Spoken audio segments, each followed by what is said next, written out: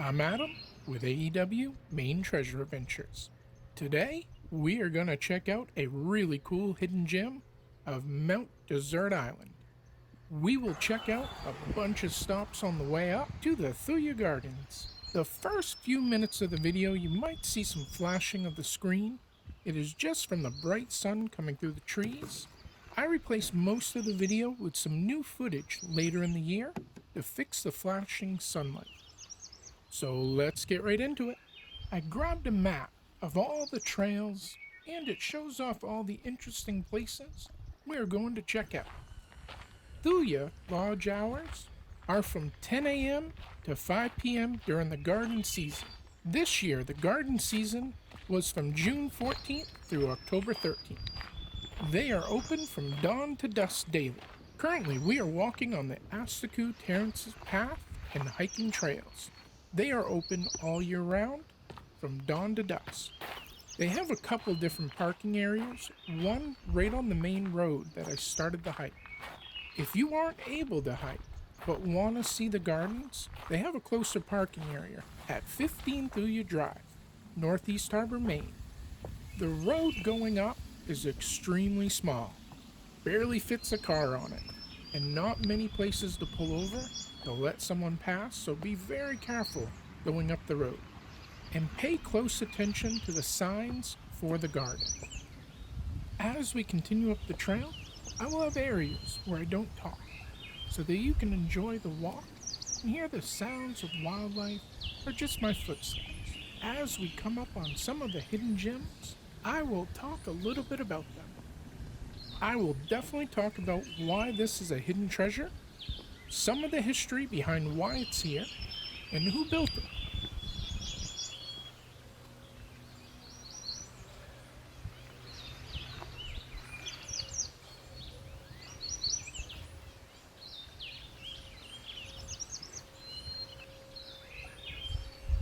This is the Joseph Henry Curtis Memorial. This dedication picture was from 1933. Joseph Henry Curtis was born in 1841 in Massachusetts. Between going to Brown University in 1861 and MIT in 1867 and 1868, he served in the Civil War with Company F, 44th Regiment of Massachusetts. He would end up starting his own business in Boston, but a ton of his work was done right in Maine, where he would spend his summers. He was a self-taught designer. Curtis referred to himself as a landscape gardener and landscape engineer.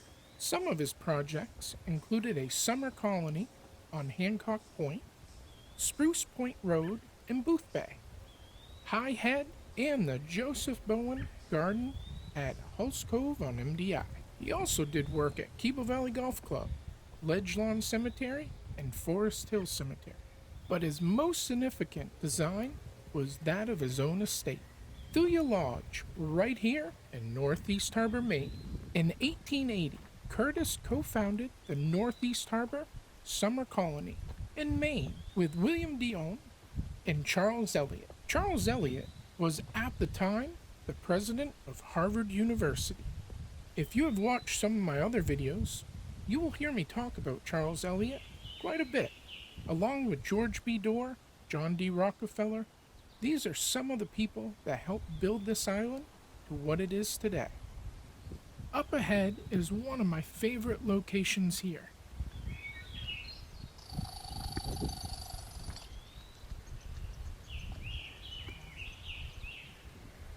This is the Stone Lookout. This is one of the hidden gems.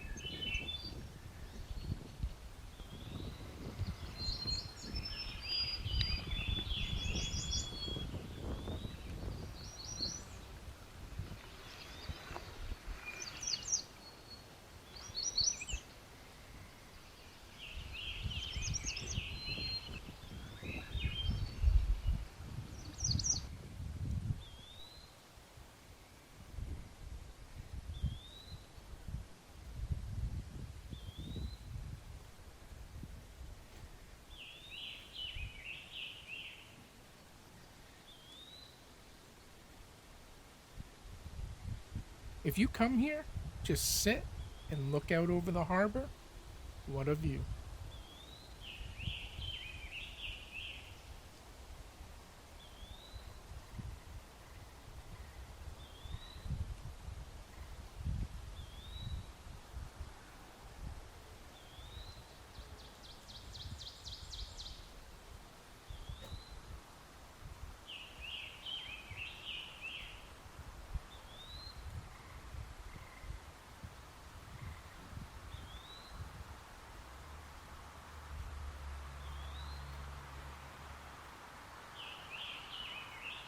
How perfect these granite pieces are put together.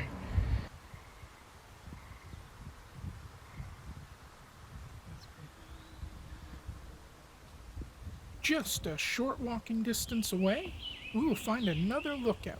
It is a completely different design. Let's go take a look at it.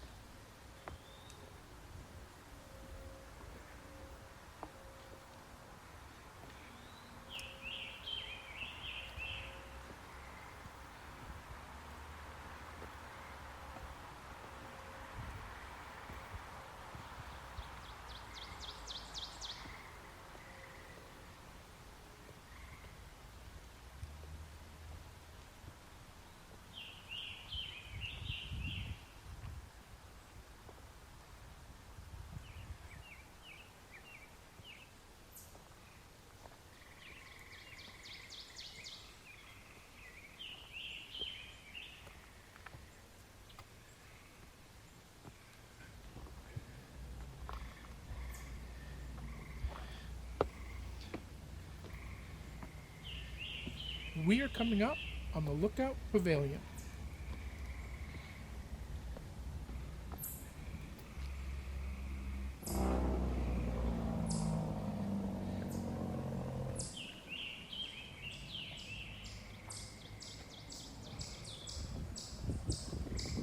Another amazing view.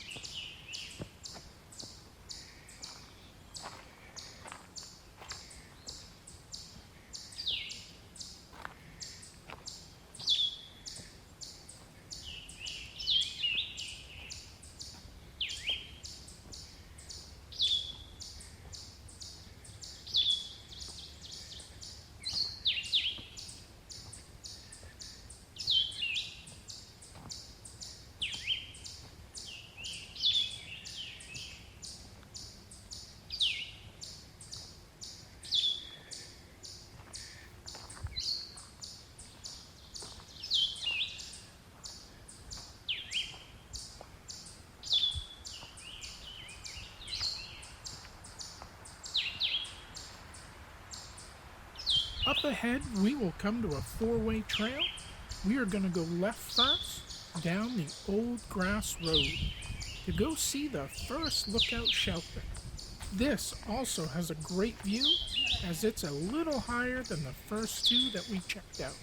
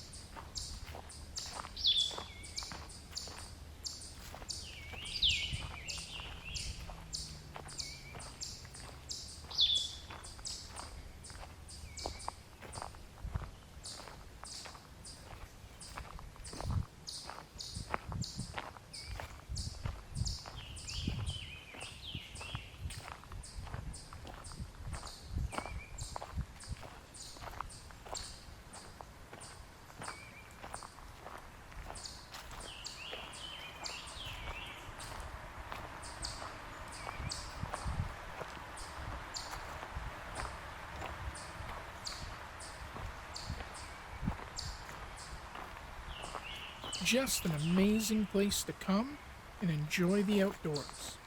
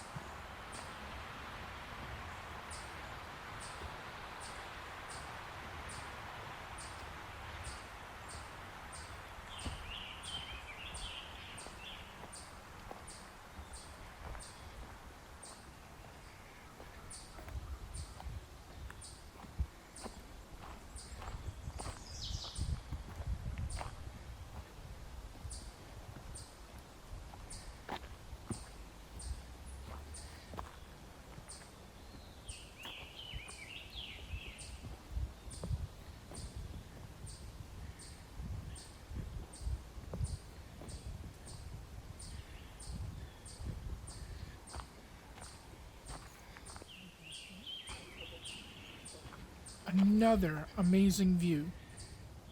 Here it is, the first lookout shelter. This is what makes this place incredible. If you want peace and quiet, this is where you want to go. This trail is referred to as the Asticou Terraces. It's a series of paths crisscrossing the hillside, covered with native plants and trees. We are almost at the lodge, so let's finish up talking about Joseph Henry Curtis. Curtis himself worked on the landscape of the estate beginning in 1880 on the steep sloping east-facing site. He incorporated local granite stairways, rustic architecture, and evergreen plants relying heavily on the native white cedar. In 1905, Curtis established a trust to maintain the estate as a public park. In 1928, Charles Savage was appointed by Curtis as the sole trustee of the gardens. Savage was the local owner of the Asticou area. He would continue the work on the gardens, blending his own design with that of Curtis. Unfortunately, shortly after appointing Savage, Joseph Henry Curtis died. It was on May 27, 1928, at the age of 86, in Boston, Massachusetts. He is buried at Mount Auburn Cemetery in Cambridge, Massachusetts, with his wife and a number of their other family members.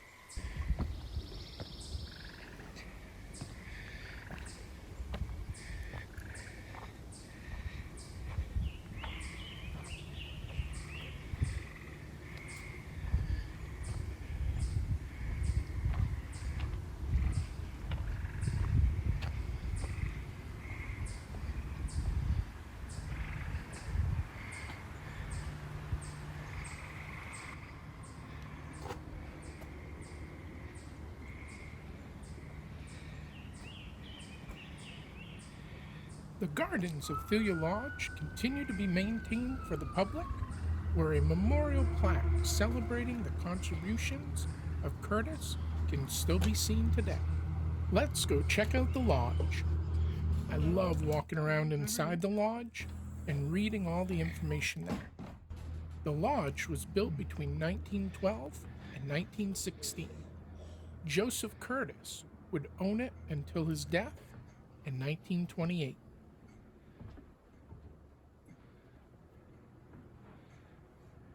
Thuya Lodge was designed by architect George Moffett for the Curtis family's winter home.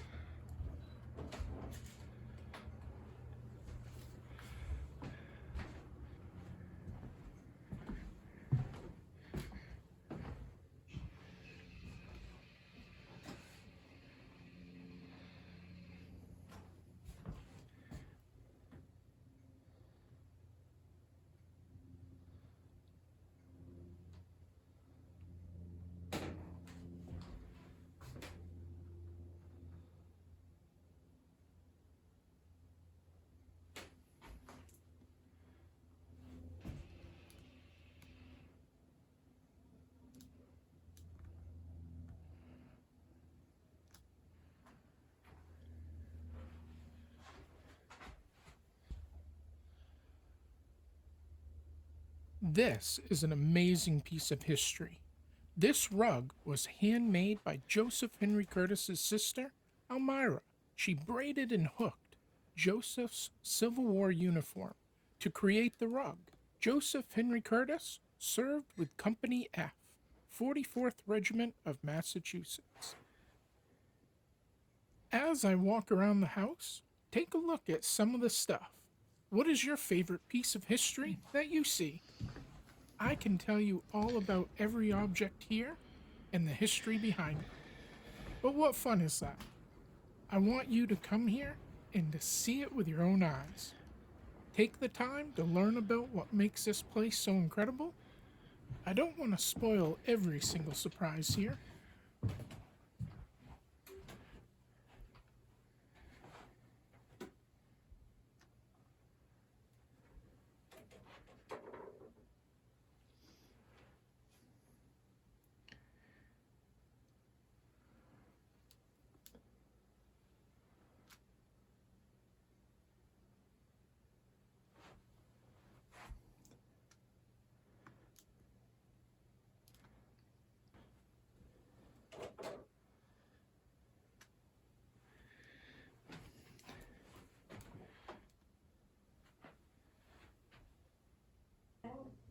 Hi. Oh my goodness. This is quite lovely. You're welcome to go around. Can I take pictures? Yes. Oh, you want to take pictures? I'll live here too.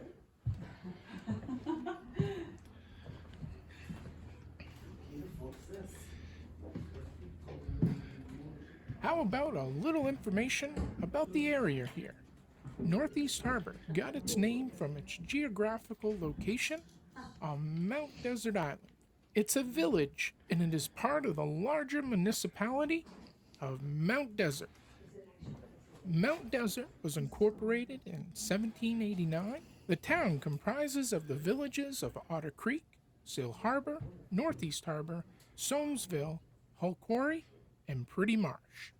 The first European settlers, Abraham Soames, his family, and the James Richardson's family in 1761. They established the first permanent settlement in what is now Soamesville. Long before Europeans, the island was inhabited by the Wabanaki Indians for at least as far back as 12,000 years ago.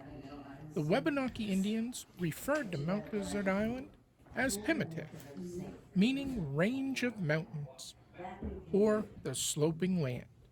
They called what is now Northeast Harbor Asticou, meaning it comes together, because it was the site where they gathered as one of the main meeting places on the island.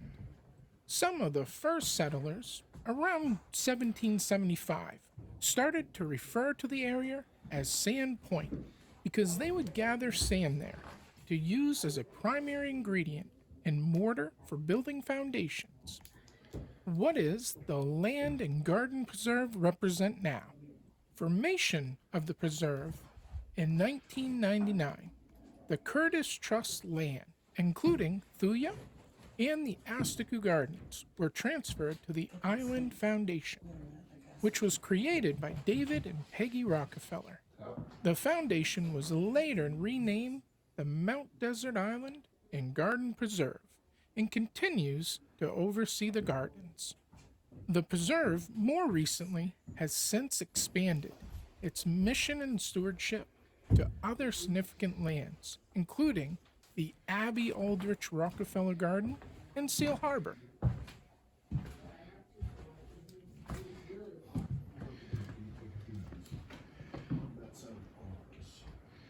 It seems to be missing something. Because the beam is entirely different on the side. Well, I'm gonna go upstairs. I'm back in. Well, good morning, thank you.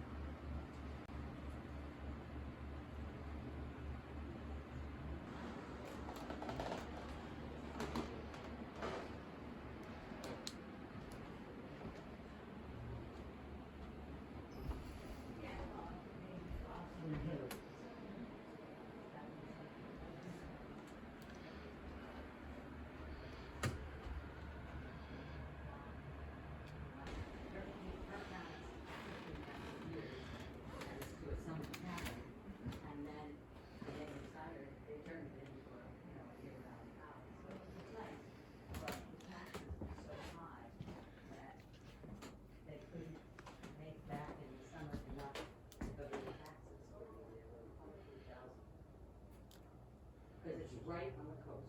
But then you can see the sun. So that's where we are now. But we, You go, there's a fire lane that goes up the side. That's an overlanding park. The story that we were.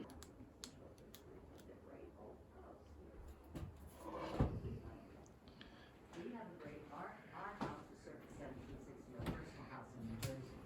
Let's head back outside to check out some more things and get into the garden. Near the entrance to the garden, there's usually a worker outside with a table. They can help you with any questions. You can get a map along with some other pamphlets. Thuya Garden is free. However, if you would like to make a donation, you can also do it right here. A financial contribution to the preserve can make a huge difference. It ensures their ongoing commitment to the preservation and care of some of the most beautiful and historic natural lands and gardens, not only in Maine, but in New England. You can also become a member, which gives you all kinds of cool benefits, from free visits to the Aldrich Rockefeller Gardens, guided field walks with staff, garden member days, you never know who you'll bump into, and a ton of other perks. I will put all their information down below in the description. This is the main entrance to the gardens. These doors were designed by Charles Savage and carved by Gus Phillips. These gates are from local cedar and feature 24 plaques. The gates are so spectacular. Definitely spend a couple minutes looking over the doors at each plaque.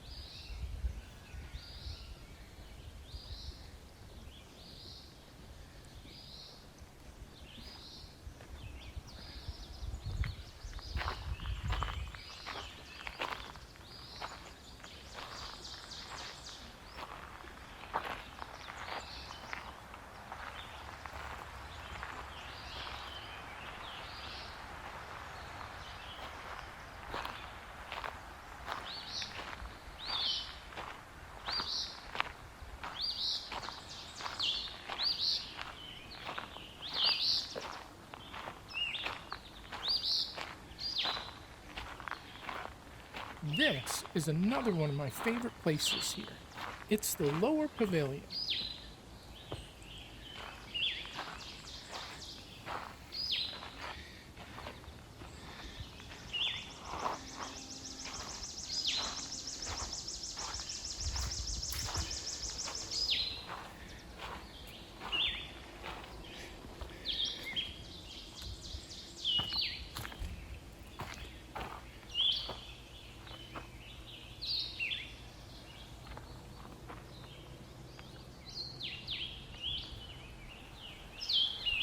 This area is called the Brook Garden.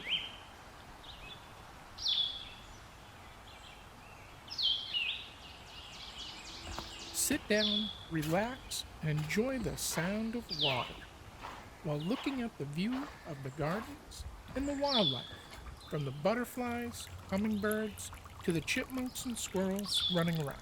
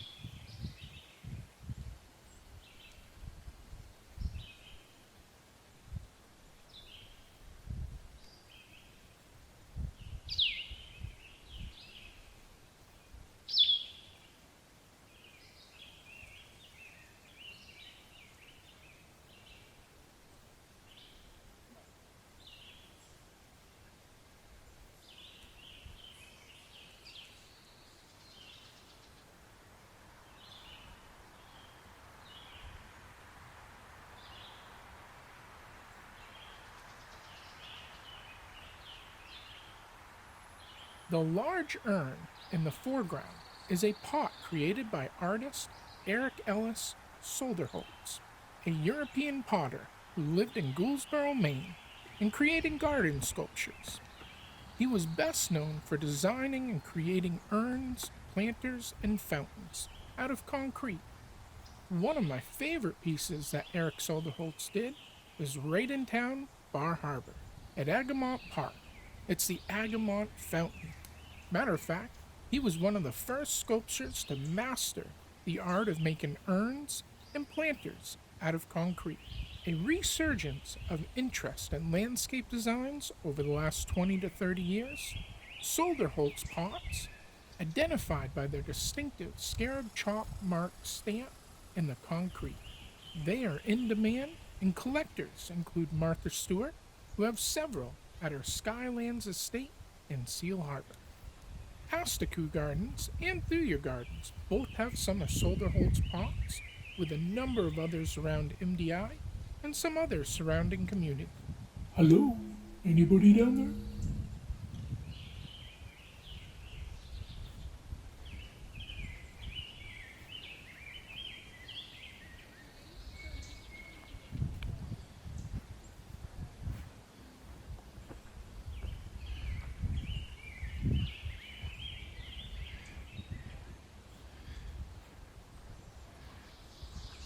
Over here are the border gardens. They are edged in pink granite stones and planted with a mix of perennials and annuals. Oh, check this out. It's a bumblebee. Did you know that bumblebees have 5 eyes? 2 large ones on the side of their heads, and 3 smaller ones on the top. They also have 2 stomachs, one for food and the other for storing nectar. Their wings can beat at a rate of up to 130 to over 200 times per second.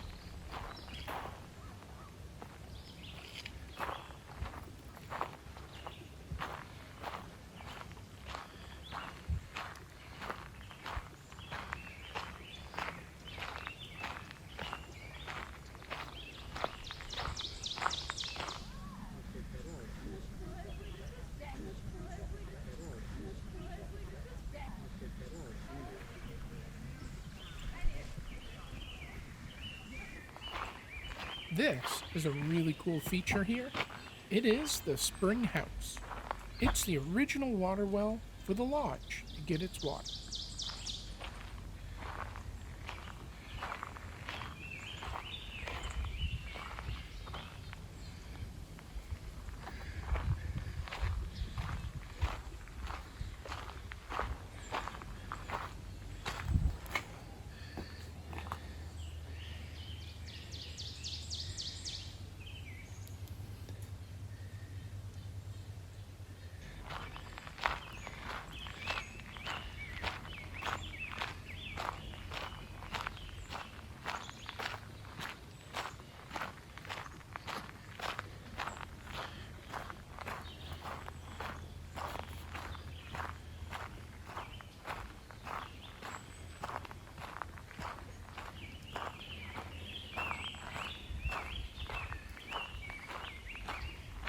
This is the plaque for the Savage Memorial.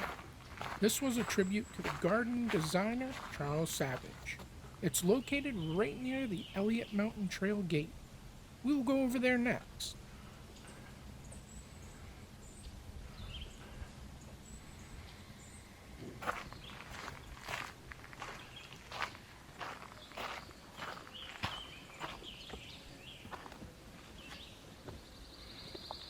The Elliott Mountain Trail gate goes to additional hiking trails.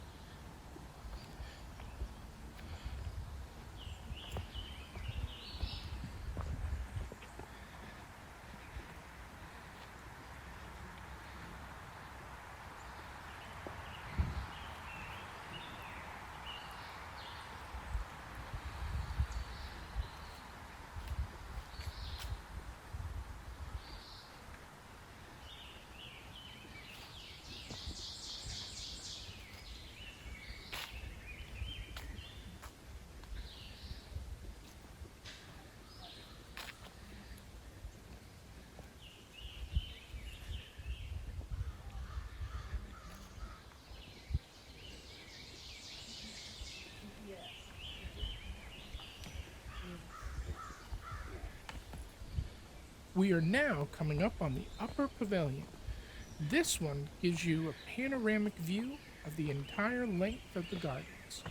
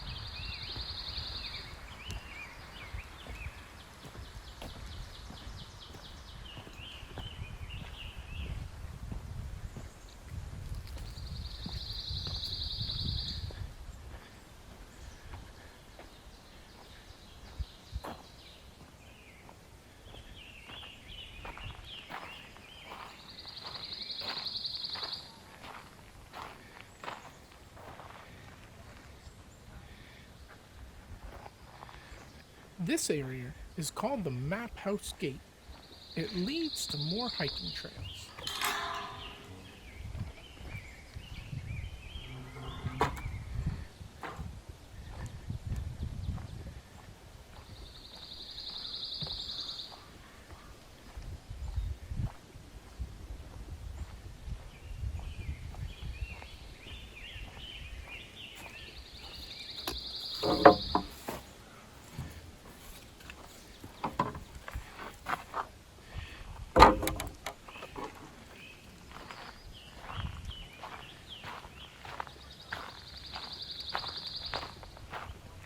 This area is the Caterpillar Garden.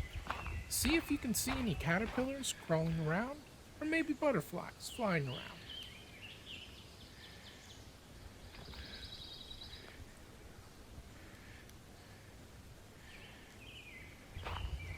This area is called the Woodland Path. It's a great place to hang out in the hot summer months.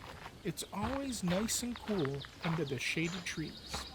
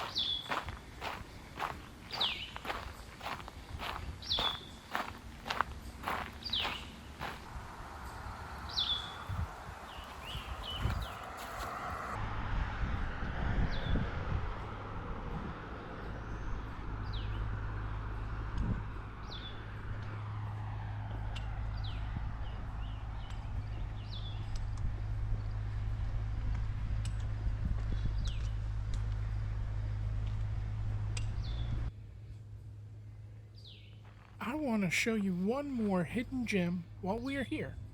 We are going to take this path down towards the water to check out the Thuya Landing and Boat Dock. This is a pretty special place.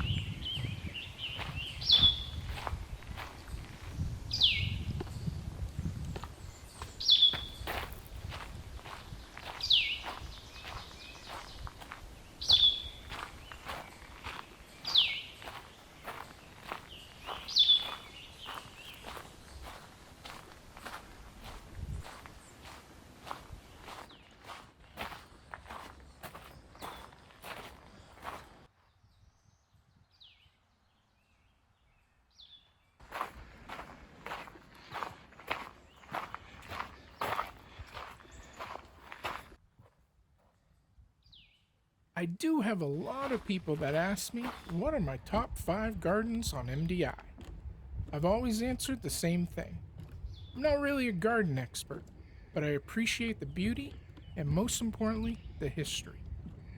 My top 5 are as follows. Aldrich Rockefeller Garden in Seal Harbor is my favorite overall. It's a tie between Asticou Gardens and Thuya Gardens. Both are in Northeast Harbor. All 3 of them are way more than just gardens. They have some amazing treasures intertwined throughout the properties. You can see different things from around the world. Some, it's local history that comes along with the property. That is the treasure. Number 4, the Wild Gardens of Acadia at Cerdamont Spring. It pretty much has just about every plant, bush, and tree that you can find in Acadia National Park in one area. Number 5, the Charlotte Rhodes Park and Butterfly Gardens in Southwest Harbor. I would highly recommend checking out all my top 5 gardens that I just mentioned, at least once in your life. I will put a link and all the important contact information on Thuya Gardens down in the description below. If you live on the island and have never seen these places, 1, you are missing out, and 2, please do yourself a favor and check them out. If you're visiting, make sure you plan these places around your stay. This is the true beauty brought to you by the people that built this island and made it what it is today. One of the easiest ways to get there is by the free Island Explorer bus. It will be the number 6 Northeast Harbor bus that leaves the Village Green and Bar Harbor.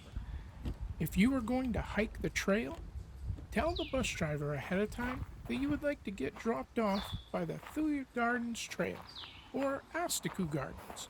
You could check them both out and then flag down the Island Explorer bus once you are ready to head back to Bar Harbor. This is a barn orb weaver spider. These guys are made famous by the book Charlotte's Web by E.B. White.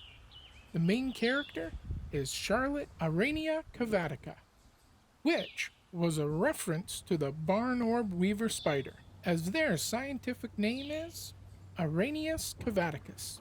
Until the next adventure, AEW out.